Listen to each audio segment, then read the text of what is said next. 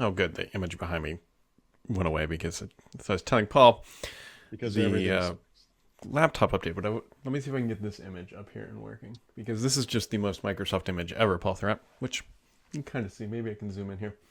So I got a new build of Windows or whatever, and okay. there's a Copilot button down here, but it's a blue Copilot, which doesn't match the normal Copilot that we have been seeing everywhere else. That's not even what I was like. Oh my god! I mean, that's Microsoft. Yeah, it Whatever. sure is. So anyway, so I click it because why not? And as you can see, the Copilot thing popped up, and then immediately, because let's assume that I'm a brand new user, I've never even seen Copilot. The first thing Microsoft does is throw a tooltip at you for something you don't even know about. So Uh, what? I'm sorry. What is this build? Where did you get this I blue don't know. It just Copilot? downloaded on this laptop, so it's probably Insider. What? Oh, you have a okay. Oh, good. There's even All right. another one popped up. You couldn't see it. That's on my laptop now. So this is beautiful. This is all sorts of beautiful. This is peak Microsoft. Can I come over here and paste this? Because this just really makes it even better. So I like. now you can see here, Paul Threat. There are two tooltips that have popped up on this thing hmm immediately. That's a good UI though. You know, I mean, I don't know what you're complaining I about. like bam, bam. Like it's. Come on, guys. Come on. There's a problem with this. I love this company, and I hope for everything in my existence that they never change their ways of just Being sucky. continuously outdoing themselves. Hold on, I gotta save I'm. this image because I need it. Control S. Oh, I should probably put Paul back on the screen so people don't have to look out at my blown out face here. Yeah, it does. Now, can I get the other one back up behind me? People like how the sausage is made, Paul. No, they really don't, but There's really no sausage. It's just. there. How it was intended. Anyway, how you doing? I I mentioned yesterday. I think I ranted about this Google Drive problem I was having. Mm-hmm. Here's a new one for you. And by the way, I want everyone to embrace the sheer coincidence of this because this is amazing. Like over the weekend, I spent an inordinate amount of time deleting everything virtual. Yeah, basically everything that's in Google Drive attached to my workspace account and Google Photos attached to my workspace account and moved it all over to Drive and Photos on my Gmail account, right? Okay. And when I say I spent an inordinate amount of time, I mean it. Like most of the weekend I spent on this. And they make it really hard. You know, this is like, I think I mentioned, like, you can't see the size of a folder Mm-hmm. from any interface in Google Drive, that kind of thing. It's crazy. Like, it's weird how it falls apart in some ways. Anyway, I don't use, Tweet uses Google Drive for their podcasts for storage. And one of the things I do is every 2 to 3 weeks, I record 3 to 4 episodes of Hands on Windows. I upload them to Google Drive for Benito, the producer, and he edits them and Mm-hmm. publishes them. And I do the screen recording on my computer and whatever. So, yeah, what's today? Tuesday. Yeah. So yesterday morning, I got up, I refreshed the website, and I'm like, oh, Microsoft released what I believe to be the Week D preview update for November for Windows 11, which adds some new Copilot features. Which So I'm like, all that right, sentence hurts the I soul. oh, just if you're paying attention to the date and time, yeah, it should, because yesterday was December 5th. So I guess because of Thanksgiving, it got pushed back a week or so. Just whatever. Okay, let's not worry about it too much, but it happened. Okay, fine. They also said, look, we're not going to do any. There won't be any updates or Mm-hmm. preview updates, or no, I think, yeah, any preview updates in December because obviously Microsoft takes most of the month off. Blah blah blah, whatever. Anyway, I'm on this desktop computer, which has moved with me from my house to my apartment to this condo, and it's and at some point in the late summer, I put it on the release preview channel so that I could get 23H2 early because I was working on the book, Mm-hmm. still am. So anyway, spent the weekend rectifying workspace storage. I got it down to the only storage I had in workspace was my attachments for email. It was about 15, 16 gigabytes. The rest of it blown wide open. I got rid of everything. So yesterday morning after we did the podcast, I reset this. Oh, I'm sorry. The reason is I went to go get that update and I'm not getting it. And I'm like, why would that be? And then I looked and I said, oh, right. Because I put it on the release preview channel and I'm still in release preview channel because they don't do anything right anymore at Microsoft. You can't get out of it. You're supposed to be able to, I marked it to, get out, but there's no out because this thing never is not a thing anymore. So I'm like, screw it. You know what? I'm going to do a clean install of Windows 11 version 23H2. So I did. I wiped this computer out. I installed all my apps, all my settings, I synced my storage and blah, blah, blah. Everything's great. So I don't know. It's the afternoon. I'm working on my laptop. Boop, get a little email. It's from Benito, the producer from Twitter. He goes, hey, do you mind re-uploading all those files? Like I've lost the last 5 episodes of the show because I guess you deleted them or something. And I'm like, wait, what? Uh-oh. And it turns out when I deleted all my files, when I upload from my desktop to a web browser drive, I'm thinking it's his drive. It should be in his storage. No, because I signed in with my account. It's in my storage. I deleted the last 5 episodes of that show that I recorded. And the master files for those are on the computer I just wiped out. Oh, no. Yep. Because I don't ever think about them. I don't need them. I would never store these things to OneDrive or whatever because they're huge. The 2 latest files were both about 0.5 gigabyte. So, I mean, I'm not going to store those in the cloud. Like I think they have it, right? So here's the thing. As it turns out, last Thursday when I did the last recordings, I did 2 episodes, and I only did 2. They're really long because it was long. I had to get a different. I actually recorded it on a different computer, and I was like, actually, so I was able to restore 2 of them because I had those. Those were still my video file, my video folder, but the previous 3, I'm gonna have to record those again because of freaking Google. And the thing that's amazing about this is, I uploaded those files again to him.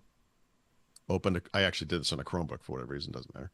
But I opened the thing up. I looked at my drive storage, and sure enough, those 2 video files are in my drive storage. Like I don't know.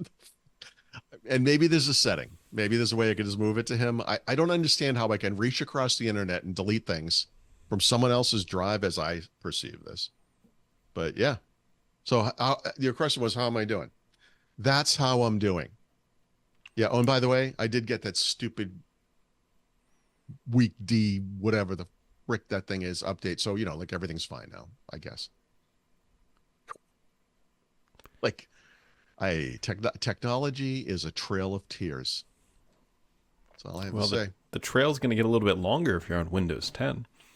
You'll be able to extend updates. Look at that. That's a $10 transition right there. Oh, wow. That's pretty good. Yeah. That's like, it's like someone writes an article and they say the 9 reasons you should upgrade to Windows 10. You're like, you couldn't make it 10, huh? Couldn't go 10. Yeah. So what do you think about this? So they haven't announced the consumer side, correct? It's going to happen. They've just acknowledged it. Yeah. Yeah. There is a Microsoft Learn article and a blog post. The Windows 10 side, or the enterprise side, I think everybody with an ounce of IQ brain cells saw this coming, right? Well, yeah, but did you see it happening this early? I mean, this is 2 years away, isn't it? Yeah, but I think Microsoft sees the writing on the wall. Here's what I really think the feedback from their customers is probably like, look, you guys we know Windows 12 is coming next year. We're just going to skip 11. There's no reason for us to do 11 at this point. We have this hardware that may or may not run on 11. We need an extra year or 2, get Windows 12 out for a year, and then we'll just jump like we did past 8. So I think the enterprise side, what are they, ESUs, extended support updates, or ESCs, whatever they're called. They did it with 7. Yep. And XP. The interesting side to me is the consumer side. Like, business is business. Like, that's just whatever. Right. They're always behind. That's fine. That's the normal. What I really want to know is, what are they doing on the consumer side? Because here's my guess. Because I'm fascinated by this. I think it's just to shut people up. I don't think very many people are going to do it. I think it's just everyone can blow. I can't pay. And the thing that kills me, and this, again, every once in a while I'll make a complaint like this, like our community, right? These guys, who, generally speaking, I don't mean any specific people, but I mean, every time this happens, there are complaints that consumers can't do it. Now that consumers can do it, we don't even know what the price is. All you see is complaining. Like, why would anyone pay? The question is there a price? Yeah, there is. They've said that. They're Oh, going they to take it off. have. I didn't know Yeah. that they actually said they were going to Oh charge no, for this is this. not going to be free. Yeah, Oh, not going ooh. to be free. Yeah, so there's people like, oh, they said there would never be like a subscription for Windows. Well, here it is, and it's like, guys, Jesus, like, you're not happy when they don't do it. Now you're not happy when they do it. Like, just we have to wait and see what the price is going to be. And they, by the way, that could come like a year and a half from now. They literally said as we get closer to the release, we'll discuss pricing. Um, okay, but I mean, just like this, to me, this just answers the complaints. So business or individual, if you've said you wanted this, if you need it, there it is. And we don't know what the cost is, right? It's going to be for 3 years, like the last one, the one for 7. We do know that, and I assume that's true for consumers as well. But I'm trying to imagine, it's like 2028, right? And you're still running Windows 10 on some computer that couldn't go to Windows 11, like an 8th gen. No, I guess it would Yeah. be a 7th gen, right? 7th The gen was the the oldest. box I'm recording on right now cannot Yeah. run Windows 11. I was going to say legally, but like technically it's blocked. But do you anticipate using this computer in 5 years? Really? Well, if I I mean, do, that it's mean we're still recording this podcast, which right. Okay.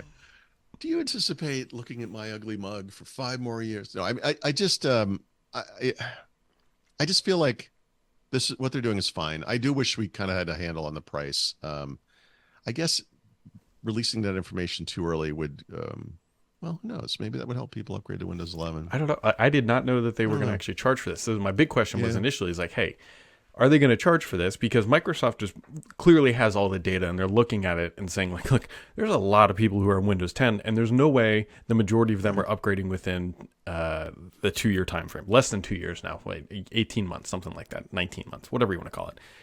Yep. And so they've got to figure out a way to keep those customers, as a customer at the end of the day. They don't want to just abandon a couple 100 million people because where are they going to go? Well, they might buy a Mac. They might buy a Chromebook, right? That's a huge risk to take. They might do what they're doing now when you go to a dentist and they're still running XP for some reason, or you're in a subway. Well, I think and that's it's the still more running. logical place that it ends up. Yeah. People are just like, it works fine. Why would I buy something new?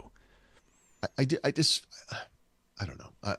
Like I said, I'd have to. I don't remember off the top of my head how old a processor is, like a 7th gen.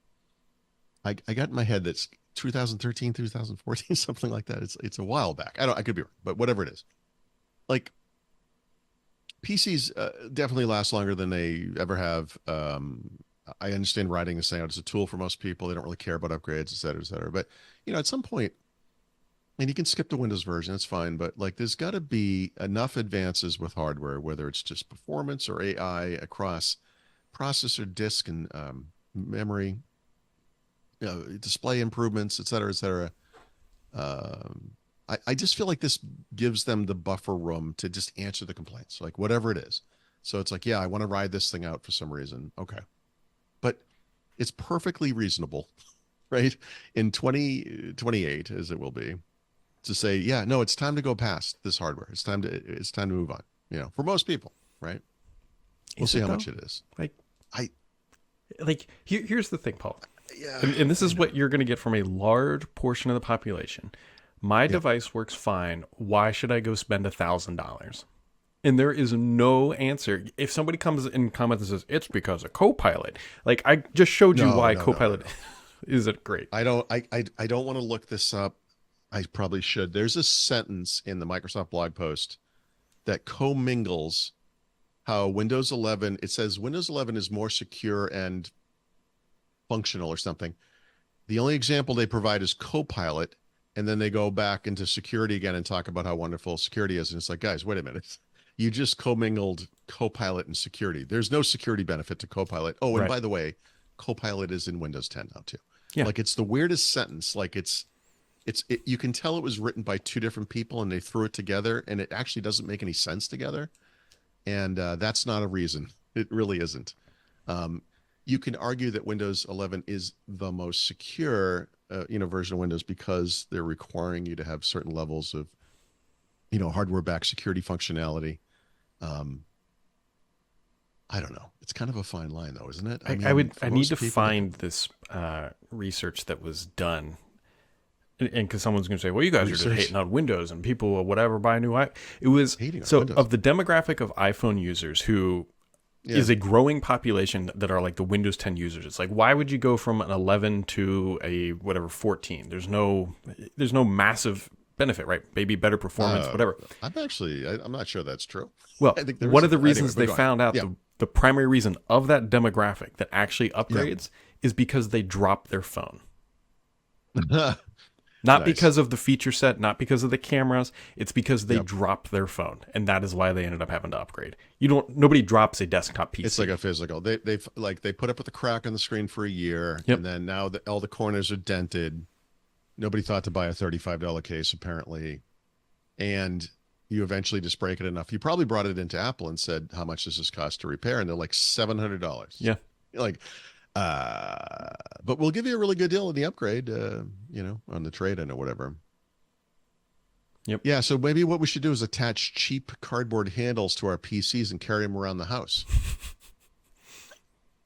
Something, I don't know. Yeah. Anyways, we'll see. We'll see. I mean, clearly Microsoft's going to make a push with Windows 12 starting, it looks like, in June. Maybe that's part of the upsell, by the way. Maybe there will be a good story there where there kind of wasn't with Windows 11. I mean, Windows 11 is prettier and I like it. But it's fair to say when it came out of the gate, a lot of functional regressions, and that turned people off a lot. Oh, sure. Not to mention the force hardware nonsense, but Yeah. so maybe, I don't know, maybe we got there in that amount of time. I don't know. I don't know. It's a hard one for me. I always move on to new PC so quick, and I realize that's not normal, but Yeah. I don't know. I don't know either. It seems like a reasonable amount of time. But Does it, though? maybe I don't know. Well, the thing is we won't know the answer to that for a couple of years when we actually see the rough estimates for market share. Like what happens with Windows 10. I don't think it changes much. It's pretty bad right now. If you look at StatCounter, Windows 10 is starting to go down. It's not a drop. I mean, the interesting thing to me, and the reason why what they're doing now is so definitely going to happen, it was predictable maybe, is if you look at Windows, I did at one point, I'm sure I have a picture of this somewhere, but Windows 7, when Windows 10 came out, dropped off the earth. Mm-hmm. But they still, from a usage perspective, but they still did the ESU. Windows 10 is now starting to, go down gradually. But if you look at it year over year, it's really not that big of a fall. And I feel like a lot of Windows 11's growth is not coming from 10. It's coming from older versions that are finally being replaced, or from new computers or whatever. But they're going to have a lot more people on 10 when this thing happens, I bet, than they did when 7 was at the same time frame. I bet. We'll see. That's where I would put money. Yeah, I don't know. Other things that are happening today, only because it's self-serving, is we're releasing Fences 5 this afternoon or this morning or something like that. So that's what's 11 a.m. ET. Yeah, 11 a.m. Yes, thank you actually for reminding me of the own embargo that I set, that I reached out to marketing. I read what you send me. I'm it's what's Paying been keeping attention, me way too busy for the past week and a half. It's sure. This is What's new in Fences? what's that? What's the marquee? So the big new features? thing is actually a feature we built. It's called Chameleon. Everybody will look at it and say, "Oh, you just increase the opacity or decrease whatever it is." But what we actually did was we found a way to pixel match your wallpaper. So if you have it can be a fence group, it can be a fence icon. It actually looks at your wallpaper and then applies a diffusion to it, and then fades it actually almost, yeah. tints your icon so that it like melts in, or it becomes a chameleon on your desktop. So the intent with it is to reduce the desktop distraction. So a lot of people just have garbage on there and they have a window open centered, but not fully maximized. So your icons are fully visible and accessible, but they're like not a distraction. There's a bunch of other stuff, but that I don't know. We got real excited when we made this work, and like we're playing around with it and dragging things around, and yeah, That's great. so I want to hear that you used AI for this, so you should just say that. look at the time. AI, it's everywhere.